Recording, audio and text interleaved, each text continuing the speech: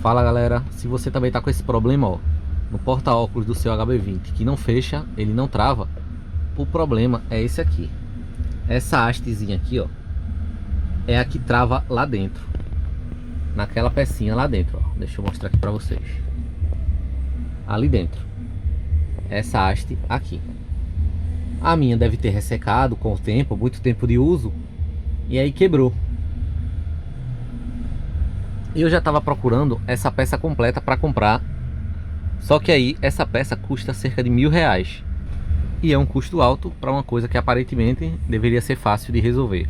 Então eu pesquisei mais um pouco e encontrei essa pecinha aqui, ó, no Mercado Livre. É a trava reparo para porta-óculos de HB20. Vou deixar o link aí também para vocês, o link do vendedor.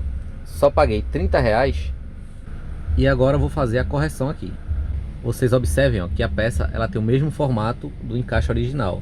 Só que aí para a peça encaixar perfeitamente, a gente precisa cortar aqui em cima essa parte superior que está apontada para cima, para deixar bem rente só esse triângulozinho aqui para a peça encaixar certinho. Então eu vou fazer aqui para vocês, eu vou cortar isso aqui e vou mostrar para vocês como fica. Eu comecei cortando com estilete, mas eu vi que ia demorar muito. Vou no alicate mesmo, que é mais rápido.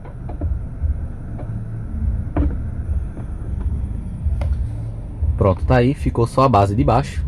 E agora vamos encaixar a peça. Olha só, encaixei. E agora vamos ver se resolve o problema.